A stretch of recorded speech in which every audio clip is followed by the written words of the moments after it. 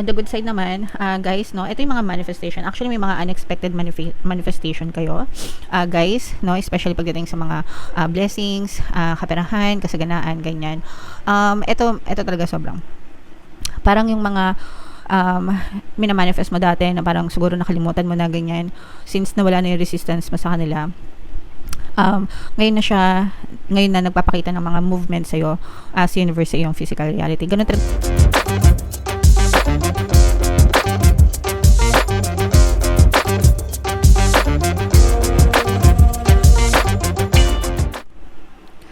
Hello guys, hello Taurus, welcome back to Pinay Pixie Tarot. Ang pamagat ng episode natin for tonight is full moon kapalaran para ngayong March to April para sa Taurus, Sun, Moon, Rising, Sign, and Venus. Yung ating full moon guys ngayong March ay sa March 14, tapos yung next na full moon naman natin ay sa April 13 mga kapixie.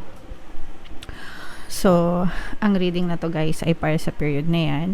And, ang pamagat ng ating full moon guys ay wolf moon. Isa din itong blood moon mga kapiksi kasi lunar eclipse tayo, no? So, kasabay, lunar eclipse yung ating full moon ngayon guys. Kaya, blood moon siya kasi parang mapula yung buwan. So, abangan natin yan guys. And, ito yung mga moon message para sa inyo mga kapiksi. Your commitment is being tested. So, tinetest ni universe guys, no, yung inyong mga commitment sa inyong desires, no. Ibig sabihin nito, kung gaano kayo ka-committed sa mga desires nyo doon sa mga gusto natin sa buhay. Kasi sometimes, di ba, meron tayong gusto pero hindi naman natin siya gustong-gusto na kung mangyari okay, kung hindi okay. Pero kapag ka-committed tayo, you will do everything or anything in your power, di ba? Para matamasan nyo yung mga dreams nyo, yung mga desires nyo. So, So, tanongin nyo sa sarili nyo guys kung committed ba talaga kayo sa mga pangarap nyo sa buhay, okay? So, attune to the moon guys. I am committed to my dreams and move towards them with confidence. So, i-comment nyo na rin yan guys sa comment section. I am committed to my dreams, okay? So, kung talagang desidido kayo sa inyong mga pangarap sa buhay, mga kapiksi. Additional meanings for this card guys. The answer to your question is yes but not yet, okay? So, yes, palagi yung sagot naman ni universe sa atin mga kapiksi, no? Pero, sometimes tumatagal kaya not yet. But it doesn't mean na hindi siya igagrant sa inyo or hindi siya ibibigay sa inyo. You just have to wait patiently, mga kapiksi. You're halfway to your goal, no? Ibig sabihin kalahati na, no? Malayo pa pero malayo na. Yun yung sinasabi nila. Malayo pa yung destination mo pero malayo na rin yung narating mo, diba? So you're halfway there. Just keep on pushing, guys. Just keep on persisting and eventually mararating mo rin yung final destination mo. You still need to put in a bit more effort. Syempre guys, for effort tayo, no? Kailangan in-effortan pa rin natin, mga kapiksi. Sometimes we just need to realize how much we want something. Kailangan lang natin ma-realize kung gaano ba natin kagusto talaga yung isang bagay, no? Kasi, di ba, may mga ganun eh. Kahit ako minsan, ganun ako, yung parang ngayon gusto ko, tapos after ilang days, ayoko na. So, ganun tayo guys, and that's normal kasi wala namang permanente sa mundo. Excuse me. Kundi mga pagbabago or changes, okay? So, sometimes kailangan lang talaga natin ma-realize kung gaano pa ba natin talaga kagusto yung isang bagay, mga kapiksi. Okay? Alright. And, so, yeah. Comment down below, Taurus, if feeling nyo naka-resonate kayo dyan sa message na yan, mga kapiksi. Tingnan natin yung ganap sa inyo guys ngayong full moon season. Shuffle ko to guys. Habang sinashuffle ko to, panoorin nyo muna yung video natin regarding sa ating paano mag-manifest ng abundance video cards. Kapiksi, sawa ka na ba sa mga struggles at hirap sa buhay mo? Masipag ka ba at masikap sa buhay ngunit hindi ka pa rin umaasenso? Ilang beses ka na bang nag-attempt magnegosyo at mag-invest pero palagi ka pa rin nalulugi? Sa pagkakataon na ito ay maaaring may subconscious beliefs ka na nagiging balakid sa iyong pag-unlad at pagyaman. Introducing, paano mag-manifest ng abundance video course. Dito ay matututunan mong ma-overcome ang mga balakid mo para tuluyan ka ng umunlad, umasenso, sumagana, maging matagumpay, successful at maswerte sa iyong kabuhayan, pera, trabaho, negosyo, salapi at kaperahan ng bonggang-bongga. Dali, mag-send na ng email sa pinoypixie@gmail.com at simulan na ang iyong pagyaman ngayon. Alright, so sa lahat ng gusto mag-avail ng course guys, naka-flash sa screen nyo. Una, meron tayong paano mag-manifest ng abundance video course para sa inyong kabuhayan, pera, trabaho, negosyo, salapi. Meron din tayong paano mawala ang third party at magkaroon ng harmonious na relationship. And meron din tayong email coaching, manifest your desires using the law of attraction. So sa lahat ng interesado mga kapixie, mag-send lang kayo ng email sa pinoypixie@gmail.com. So, Taurus guys, kayo ay represent ng King of Pens. Ito yung ating moon energy. Babala ito mga kapixie. This is both negative and positive. No, unahin natin yung negative. Ito yung babala. Mga kapixie, mag-ingat kayo sa mga taong pinagkakatiwalaan nyo. This person, parang kinokontrol ka nito mga kapixie. Parang kilala nyo itong person na to guys, no?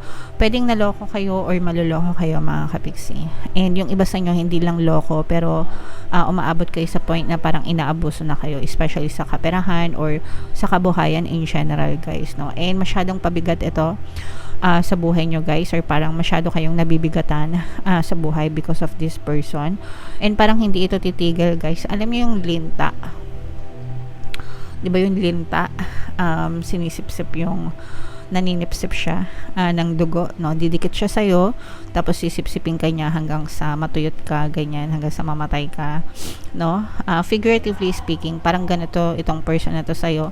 Nakadikit siya sa'yo, tapos parang sinisipsip niya yung energy mo or yung kayamanan mo or kung ano mang meron ka hanggang sa wala nang matira sa'yo, no? So, ganon, figuratively speaking, mga kapixie. So, if you know someone na parang ganito, yung iba sa inyo guys, kasi parang kinokontrol kayo nitong person na to, hindi ko alam kung nabudol kayo or parang pinapaikot ka niya sa palad nila na parang hindi ka makawala sa kanila. This person may also be a narcissistic type of person, or pwedeng sa love, pwedeng sa peras, or sa kabuhayan.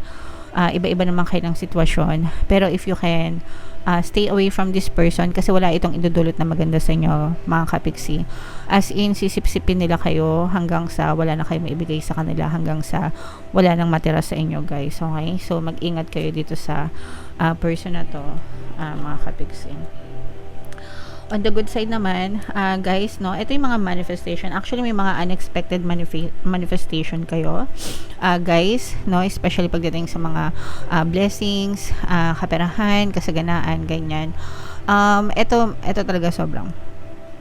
Parang yung mga minamanifest mo dati na parang siguro nakalimutan mo na ganyan, since nawala na yung resistance mo sa kanila. Ngayon na nagpapakita ng mga movement sa'yo as universe sa iyong physical reality. Ganun talaga yung guys, yung mga movement lumalabas siya kapag wala na masyadong balakid or wala na masyadong resistance. More often than not, kapag naka-let go kayo or naka-detach kayo sa mga resulta mga kapixie. So, definitely guys, mamamanifest nyo or makakita kayo ng movement ng mga manifestation nyo, guys, and yung mga parang dreams nyo, no? Yung mga dinadasal nyo mga kapixie. And like I said, guys, no, you will be blessed. You will feel so blessed, mga kapixie. As in, punong-puno ng kasiyahan ng puso mo, kasi parang feeling mo talaga pinagpapala kayo guys. Okay? So, what else mga kapixie? Tingnan pa natin. So, meron ditong presence ng air sign at saka fire sign, Aries, Leo, Sagittarius, earth signs, Capricorn, Taurus, Virgo, mga kapixie. For some of you guys, parang maraming it's either marami kayong tinutulungan or maraming nanghihingi ng tulong sa inyo, or maraming depende sa inyo, mga kapixie. Pwedeng, ayan no, ang dami guys, parang pwedeng breadwinner kayo, guys, no, and itong mga tao na to parang palagi silang nakahingi sa'yo or nakasandal sa'yo, ganon, parang ganon. Nakahingi, nakasandal, parang nakasalalay sa'yo, parang ganon. Naintindihan nyo ba yung ibig ko sabihin? And kahit na gusto mong magtipid para sa sarili mo, parang walang natitira para sa'yo, kasi lahat binibigay mo sa kanila, kasi you are very compassionate, no? Ibig sabihin, malambot yung puso mo, maunawain, maintindihan, mapagbigay, no? And since kayo yung nakakaluwag-luwag, kayo yung nakakaintindi, ganyan, nakakaunawa, talagang kung ano yung meron, ibibigay niyo talaga. And that's fine mga kapiksi, kaso lang, dapat nagtitira din kayo sa sarili nyo kasi ang nakikita natin dito is parang nasasagad kayo. Sabi ko nga guys, diba, mag-ingat kayo kasi baka one of these people, baka sila yung parang humuhut-hot yun. Nang huhut-hot, yun yung gusto kong sabihin na word. So, parang yung iba sa nyo, hinuhut-hutan na kayo to the max mga kapiksi. So, syempre, wag nyo naman paabutin sa ganong klase ng point. And kailangan nyo rin magtira para sa sarili nyo, guys. Okay? Alright. So, comment down below. Taurus, if feeling nyo naka-resonate kayo dyan. Ito mga magagandang energy na to, ito mga manifestation, ito mga blessings na to guys, yung mga unexpected manifestation yan, i-mind nyo yan sa comment section kasi yan yung mga positive energies na nakita natin sa reading nyo. So bunot lang tayo ng isa pang additional message for you, Taurus. The presence of love will always cast out fear. Okay, close up natin.